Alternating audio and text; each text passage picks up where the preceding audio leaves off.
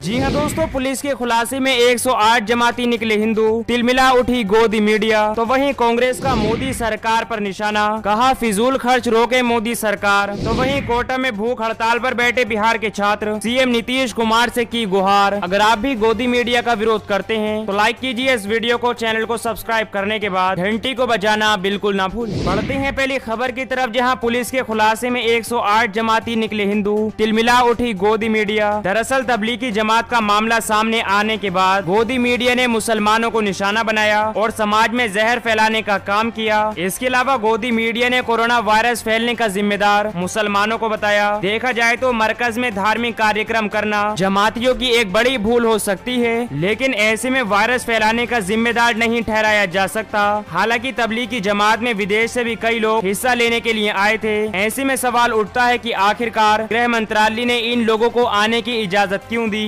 इस बारे में समाजवादी पार्टी के अध्यक्ष अखिलेश यादव ने गृह मंत्रालय से सवाल पूछा, आखिरकार तबलीगी जमातियों को कार्यक्रम करने की इजाजत किसने दी, लेकिन गृह मंत्रालय ने इसके बारे में जानकारी नहीं दी। इसके बाद मीडिया ने एक ही धर्म के लोगों को टारगेट करना शुरू कर दिया। कहा गया जमाती मरकज में वायरस फैलाने के लिए छिपे बैठे थे, लेकिन सरकार इस भेदभाव को देखते हुए कोई अपील नहीं करती है। तबलीगी जमात का मामला सामने आने के बाद कुछ दिनों बाद गोदी मीडिया ने तबलीगी जमात पर झूठ फैलाना शुरू कर दिया, लेकिन पुलिस अधिकारियों ने गोदी मीडिया को रंगे हाथों पकड़ते हुए फटकार लगाई। गोदी मीडिया का एक बयान सामने आया जिसमें उन्होंने कहा, जो लोग तबलीगी जमात के संपर्क में आए उनको क्वारंटाइन किया गया। लेकिन इस खबर का पलटवार करते हुए नोएडा डीसीपी ने कहा, ये झूठी खबर है, इस मामले में तबलीगी जमात का कोई भी संबंध नहीं है और आप समाज में गलत खबर फैला रहे हैं। तो वहीं जी न्यूज ने एक झूठी खबर चलाई जिसमें कहा गया अरुणाचल प्रदेश में 11 वायरस से संक्रमित जमाती मरीज पाए गए, लेकिन इस खबर का पलटवार करते हुए कहा गया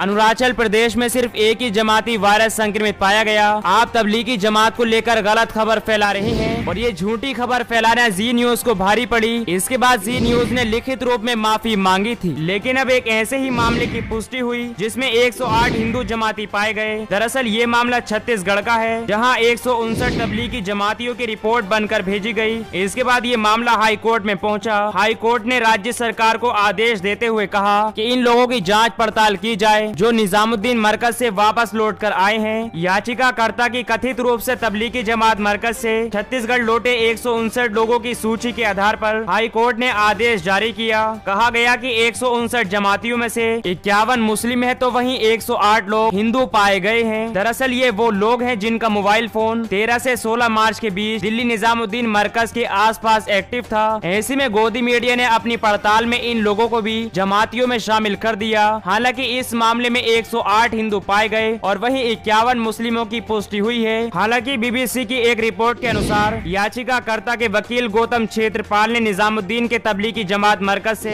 छत्तीसगढ़ लौटे 159 लोगों की जो सूची बीबीसी को उपलब्ध कराई, उसमें 108 गैर मुस्लिम है। इस सूची में उनका नाम, पता और मोबाइल नंबर भी दर्ज है। जब उन लोगों से इस मामले में बातचीत की गई तो उन्होंने कहा उनका तबलीगी जमात या फिर इस्लाम धर्म से कोई लेना देना नहीं है। हालांकि सभी के सभी लोगों ने मार्च के दूसरे या तीसरे सप्ताह में दिल्ली यात्रा की थी और दिल्ली लौटने के बाद स्वास्थ्य विभाग ने उन्हें क्वारंटाइन में रखा। लेकिन जब तबलीगी जमातियों की सूची बनाई गई तो इन 108 हिंदुओं को भी उसमें शामिल कर लिया गया। देखा जाए तो गोदी मीडिया मुसलमानों को टारगेट करने में ये भी नहीं पहचान पा रही है कि कौन हिंदू है और कौन मुस्लिम। हालांकि इस काम को अंजाम देने के लिए कई नेता भी शामिल हैं। दरअसल कौशाम्बी इलाके में 12 मजदूरों को क्वारंटाइन किया गया, लेकिन ग्राम प्रधान ने इन लोगों को लेकर अफवाह फैलाई और पुलिस को सूचना दी कि हमारे इलाके में 12 जमाती आए हुए हैं। इसके बाद जब पुलिस ने जांच पड़ताल की तो वो 12 जमाती नहीं बल्कि 12 मजदूर हिंदू थे। इसके बाद गलत सूचना देने के मामले में ग्राम प्रधान के खिलाफ कार्रवाई की जाए। सैनिक के ग्राम मानिकपुर सैयद राजेपुर, इसमें यह सूचना मिली थी कि 12 लोग तबलीगी जमात के हैं और जब इसकी जांच की गई तो यह पाया गया कि ग्राम प्रधान द्वारा भ्रामक और असत्य सूचना दी गई है और 12 श्रमिक आए थे जो हिंदू थे और स्थानीय स्कूल में क्वारंटाइन किए गए थे। इस फर्जी सूचना देने के आरोप में स्थानीय ग्राम प्रधान के विरुद्ध मुकदमा पंजीकृत करके आवश्यक कार्रवाई की जा रही है। लेकिन इसके बाद भी गोदी मीडिया वायरस की लड़ाई धर्म के नाम पर लड़ रही है। बढ़ते हैं अगली खबर की तरफ, जहां कांग्रेस का मोदी सरकार पर निशाना, कहा फिजूल खर्च पर रोक लगाए सरकार। दरअसल कांग्रेस ने केंद्रीय कर्मचारियों एवं पेंशन भोगियों के डीए पर रोक लगाने संबंधी फैसले को लेकर केंद्र सरकार पर निशाना साधा। कांग्रेस प्रवक्ता रणदीप सुरजेवाला ने कहा, मोदी सरकार को सैनिकों और कर्मचारियों के भत्ते काटने के बजाय सेंट्रल विस्टा, बुलेट ट्रेन परियोजना और फिजूल खर्च पर रोक लगानी चाहिए। कांग्रेस प्रवक्ता ने ये भी कहा कि कांग्रेस अध्यक्ष सोनिया गांधी के सुझावों को मानते हुए केंद्र सरकार को अपने फिजूल खर्च पर रोक लगानी चाहिए और 2.5 लाख करोड़ रुपए बचाने चाहिए, जिसका इस्तेमाल संकट के इस समय में लोगों की मदद के लिए हो सकता है। रणदीप सुरजेवाला ने कहा, वायरस महामारी के संकट से पैदा हुई आर्थिक मंदी और आय की तंगी पर मरहम लगाने के बजाय मोदी सरकार जले पर नमक छिड़कने का काम कर रही है। कांग्रेस नेता ने सवाल किया, केंद्र सरकार ने हाल ही में 30,42,000 करोड़ रुपए का बजट पास किया। बजट में आय व खर्चे का लेखा जोखा स्पष्ट तौर पर दिया जाता है। फिर बजट पेश करने के 30 दिन के अंदर ही मोदी सरकार सेना के जवानों, सरकारी कर्मचारियों तथा पेंशन भोगियों के महंगाई भत्ते पर कैंची चलाकर क्या साबित करना चाहती है। कांग्रेस नेता ने दावा किया कि महंगाई भत्ते में अन्यायपूर्ण कटौती से लगभग 1.13 लाख सैनिकों, कर्मचारियों और पेंशन भोगियों की तनख्वाह से सालाना 37,530 करोड़ रुपए की कटौती होगी। सुरजेवाला ने कहा, ये काफी दुर्भाग्यपूर्ण बात है कि मोदी सरकार द्वारा महंगाई भत्ते की कटौती पर जख्म देने की इस कवायद ने देश की रक्षा करने वाले तीनों सेनाओं के हमारे सैनिकों तक नहीं बख्शा। इस कटौती के जरिए सेनाओं के 15 लाख सैनिकों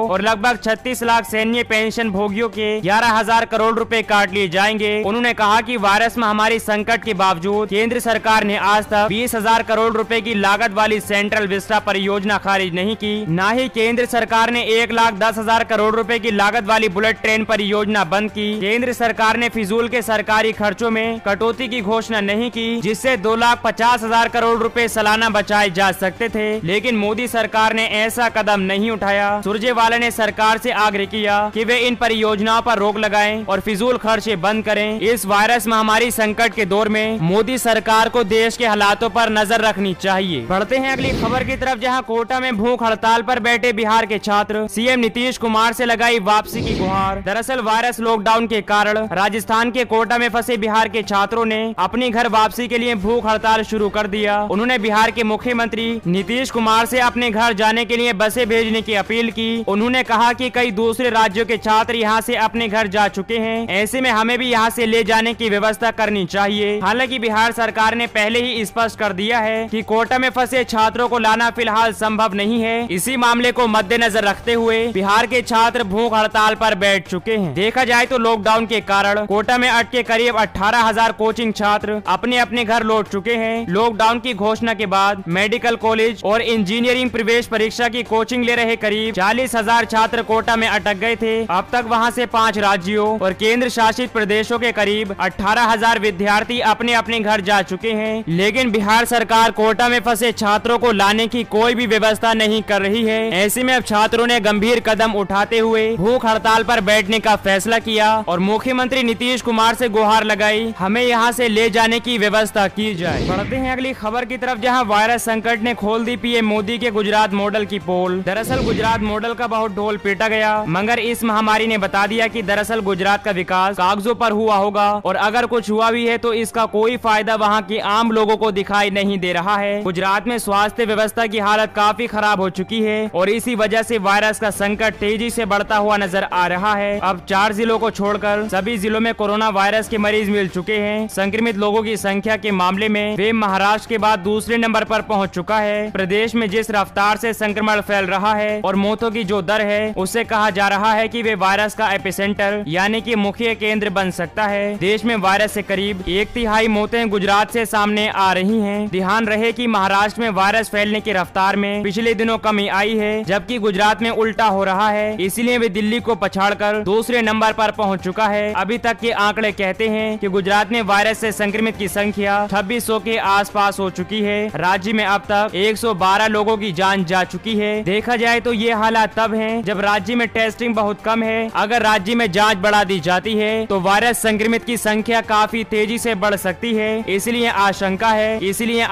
है कि आने वाले दिनों में हालात और तेजी से बिगड़ सकते हैं और ऐसे में मोदी सरकार का गुजरात मॉडल बेनकाब होता हुआ नजर आ रहा है। देखा जाए तो भारतीय जनता पार्टी सरकार का सबसे ज्यादा ध्यान गुजरात मॉडल पर रहता है, लेकिन रिपोर्ट के अनुसार कहा गया कि गुजरात मॉडल की पोल खुल चुकी है और ऐसे में वायरस संक्रमण तेजी से फैलता हुआ नजर आ रहा है। इसके अलावा ये भी दावा किया गया कि गुजरात मॉडल का विकास सिर्फ कागजों पर हुआ हो, लेकिन आम लोगों को इसमें कोई भी राहत दिखाई नहीं दे रही है। इसके अलावा वायरस संक्रमित की संख्या 24,500 हो चुकी है और वहीं 775 लोगों की जान जा चुकी है। राहत भरी बात यह है कि तकरीबन 5,000 लोग इस वायरस की चपेट से ठीक हो चुके हैं, लेकिन इसके बाद भी वायरस का प्रकोप दिन ब दिन बढ़ता हुआ नजर आ रहा है।